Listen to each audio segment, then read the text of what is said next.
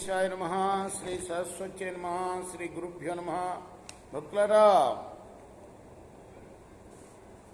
వ్యాస మహర్షి రచించిన భారతంలో విశేషాలు చెప్పుకున్నాం. ఇందులో భాగంగా నేటి వరకు మనం ఆది పర్వాన్ని 66 భాగాలుగా చెప్పుకున్నాం. ఈ రోజున 67వ భాగం చెప్పుకుందాం. చెప్పుకునే ముందు వ్యాస భగవాన్ని ప్రార్థన చేసుకుందాం. వ్యాసాయ విష్ణురూపాయ వ్యాసరూపాయ విష్ణవే నమో వై బ్రహ్మనిదే వాసిష్ఠాయ నమో నమః. అంజనానందనం వీరం జానకీ శోకనాశనం కపీశమక్షంతారం వందే లంకాభయంకరం. సదా నింబవృక్షస్య మూలాధివాసా సుధాశ్రావిణం తిక్తమప్యప్రియంతం తరుంకల్పవృక్షాదికం సాధయంతం నమామీశ్వరం సద్గురుం సాయినాథం. సమర్థగురు సాయినాథ్ మహారాజ్ की जय. వృషపరుడు అన్నాడు, రాజు దాదిని పిలిచి శర్మిష్టను తీసుకురా అని అన్నాడు. శర్మిష్ట దగ్గరికి వెళ్ళి దాది శర్మిష్టని పిలుచుకొని వచ్చింది. తర్వాత రాజు చెప్పాడు, అమ్మా నువ్వు నీ దాసి జనంతో కూడి దేవయానికి దాసిగా ఉంటేనే ఈ రాజ్యం నిలుస్తుంది, లేకపోతే రాజ్యం నిలవదు, బ్రాహ్మణ కోపానికి బలైపోతుంది అని చెప్పాడు. శుక్రాచార్యుడు ఆ విధంగా కోరాడు అని చెప్పగానే శర్మిష్ట కూడా చాలా వినయంగా అంగీకరించి వెంటనే ఒప్పుకున్నది.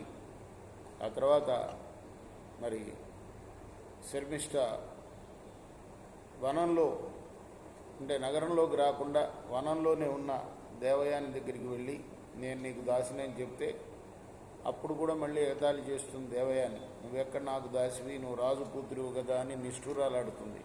అయినా కూడా మీరు బ్రాహ్మలు, మీకు ఎప్పుడు మేము దాసులమే అంటూ ఆ కన్య తనతోటి దాసీలతో కలిపి సేవ చేస్తానికి ఒప్పుకున్నదనమాట. ఈ విధంగా కొన్నేళ్ళు గడిచింది, సేవ చేసుకుంటూ ఉంటుంది. ఒక రోజున మళ్ళీ దేవయాని వనానికి విహారానికి వెళ్తుంది శర్మిష్ఠతో పాటు. మళ్ళీ ఏయాతి వస్తాడు అక్కడికి. ఇంతకుముందు ఎలా బావిలో పడినప్పుడు ఎలా రక్షించాడో అలానే ఈసారి కూడా రక్షణ కోసం కాదు కానీ అతను వేటాడుతూ అక్కడికి వస్తాడు. కానీ గుర్తుపట్టలేదన్నమాట. చాలా ఏళ్ళయిన తర్వాత జరిగిన విషయం. అయితే దేవయాని మాత్రం గుర్తుపట్టి నన్ను పెళ్లి చేసుకోవాలని అంటుంది. అతను ఒప్పుకోడు. మళ్ళీ కూడా నువ్వు బ్రాహ్మణ కన్యవి అని అంటాడు. అప్పుడు దాది చేత ఆ వనం దగ్గర ఉండే కబురంపిస్తుంది తండ్రికి. తండ్రిని రమ్మని, ఇలా నేను ఒక రాజును వరించాను, నువ్వు కన్యాదానం చేయాలి అని. మళ్ళీ కూడా కూతురు కోరిక మేరకు రాజు వస్తాడు, దానం చేస్తాడు, కన్యాదానం. అయితే ఏయాతి మాత్రం నాకు మరి పాపం అంటుతుంది కదా, ఇలా బ్రాహ్మణ కన్యని వివాహం చేసుకోకూడదు కదా రాజు అంటే, నా తపశ్శక్తితోటి నీకు పాపం అంటకుండా చేస్తున్నాను అని చెప్తాడు. ఆ విధంగా ఆ ఏయాతికి భార్య అవుతుంది.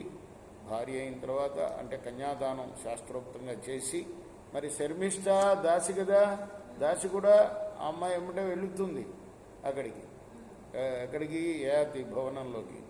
ఆ తర్వాత ఒక రోజున ఏయాతి ఈ అమ్మాయిని చూస్తాడు, కానీ ఏ భావన ఉండదు. కానీ శర్మిష్ఠ మాత్రం నేను దాసిగా వచ్చాను, నీకు కూడా నేను దాసినేను, నాకు ఋతుకాలం ప్రాప్తించింది, నేను వరిస్తున్నాను అంటాడు.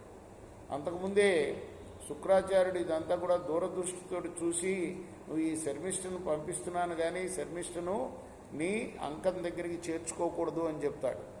అది తలుచుకొని మరి ఏయాతి నేను ఎలా నిన్ను స్వీకరిస్తాను అంటే, ఆమె బతిమాలిన తర్వాత నేను నిన్ను యాచిస్తున్నాను, నువ్వు రాజువి, యాచించే వాళ్ళని కాదనకూడదు, దానం చేయాలి, నాకు పుత్రదానం చేయని అడుగుతుంది. ఆ విధంగా అతను ఆ అమ్మాయితో కలిసి కొడుకులను గంటాడు. అందులోనే పూరుడు, ఆ పూరుడు గురించే వివరం అడిగితేనే చెప్తున్నాడు ఇదంతా వైశంపాయనుడంతా.